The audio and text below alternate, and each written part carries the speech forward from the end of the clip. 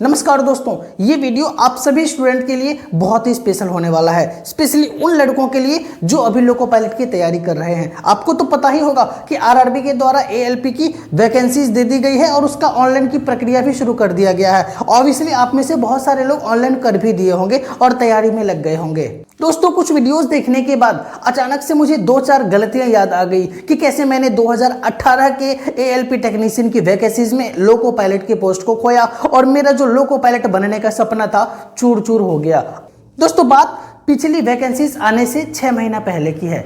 जैसे अभी चारों तरफ खुशी का माहौल है कि वैकेंसीज आ चुकी है, उस टाइम भी वैकेंसीज आने वाली थी और चारों तरफ खुशी का माहौल था। हम सब लड़के इंक्लूडिंग मी सारे साथियों के साथ तैयारी की आग में कूद चुके थे। उन दिनों मेरे गांव में बिजली की बहुत समस्या रहती थी, लेकिन पढ़ाई का इतना जुनून था कि रात भर लालटेन और गोबर गैस पर पढ़ाई करने को पागल हो गया था। 6 मंथ बाद जब लोको पायलट की नोटिफिकेशंस पब्लिश होती है, साथ में हमारे सर में दर्द स्टार्ट हो जाता है और डॉक्टर के पास जाते ही हमें मायोपिया का नाम देकर हमारे हाथ में चश्मा पकड़ा दिया जाता है। जी हाँ, मायोपिया। उस टाइम हमारे आंख 6/6 से बढ़कर 6/9 चली गई थी और मेरा लोको पायलट बनने का सपना हमेशा के लिए चूर चूर हो गया था। हमारे बूढ़े दादाजी सही कहते थे कि नजदीक से टीवी मत देखो, नहीं तो चश्मे लग जाएंगे, आंखें खराब हो जाएंगी। आज हम लोग टीवी तो नहीं देखते, लेकिन स्मार्टफोन में ऐसे घुसे रहते हैं जैसे बाहर कोई दुनिया ही नहीं है। सुबह के करंट अफेयर्स से लेके दिन भर के क्लासेस, शाम के शॉर्ट वीडियो और रात की मूवीज। आज हार्ड वर्कर स्टूडेंटों की वजह से मायोपिया को पेंडेमिक कंसीडर किया जाता है और प्रिडिक्शन करी गई है कि 2050 आते आते लगभग पूरे विश्व के हर एक दूसरे इंसान को मायोपिया रहेगा, उनके चश्मे लगे रहेंगे। मुझे डर है कि कहीं आप भी इस जंजाल में फंसे तो नहीं है, जहां पर आप भी दिन भर किताब में और स्मार्टफोन में ऐसे घुसे रहते हैं जैसे नजरों को बाहर देने की कोई जरूरत ही ना हो। यदि ऐसा है तो आज ही अपनी आदतों में थोड़ी बदलाव कर लीजिए ताकि लोको पायलट बनने का सपना उस चरम पर जाके टूट ना जाए। दोस्तों, मायोपिया कैसे काम करती है ये तो हम काफी बार पढ़ चुके हैं कि जिनकी आंखें में मायोपिया होता है उनकी आईबॉल खींच जाती है, इलोंगेट हो जाती है, जिसके कारण जो फोकल पॉइंट होता है वो रेटिना से पहले ही हो जाती है। कुछ साइंटिस्टों का भी यही कहना है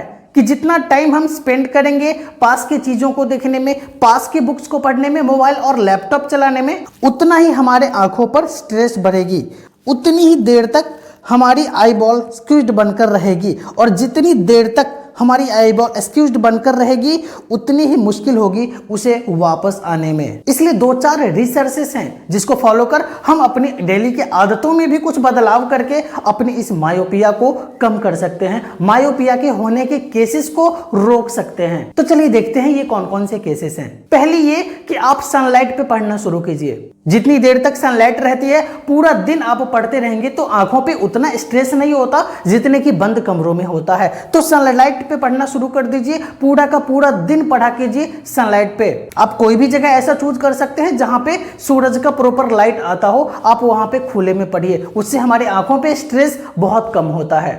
अब बात आती है रातों की पढ़ाई की, तो रातों पे पढ़ाई से बचिए, लेकिन फिर भी 10 और 11 बजे तक पढ़ना तो नॉर्मल सी बातें होती है। तो अपने स्टडी रूम को ऐसे तैयार कीजिए कि आपके स्टडी रूम में कम से कम 2 और 3 लाइट्स ऐसे लगे हों जिससे कि आपका आंख पूरा कंफर्ट फील करे, थोड़ा सा भी स्ट्रेस ना हो।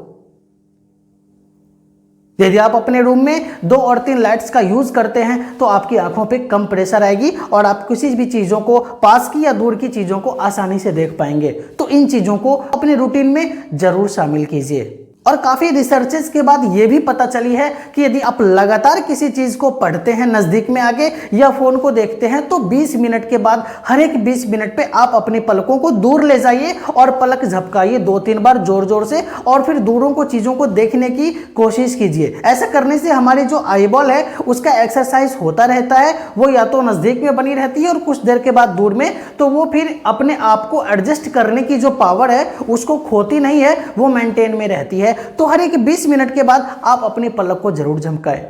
दोस्तों मायोपिया होने के बाद भी हम बहुत सारे जॉब ले सकते हैं, लेकिन जो लोको पायलट बनने का सपना है ये कभी पूरा नहीं होगा। तो आप अपनी पढ़ाई में लगे रहिए और बिल्कुल जोर शोर से लगे रहिए। साथ ही ये ध्यान में रखिए कि सनलाइट में बहुत ज्यादा पढ़ाई करिए, क्योंकि बहुत सारे बच्चे 90% मार्क्स लाने के बाद भी उस स्टेज पर नहीं जा पाते हैं और जाने के बाद मायोपिया के कारण बैक आ जाते हैं। वीडियो को लास्ट तक देखने के लिए आपका बहुत बहुत धन्यवाद। मिलते हैं अगले वीडियो में एक नई खबर के साथ, तब तक के लिए थैंक यू।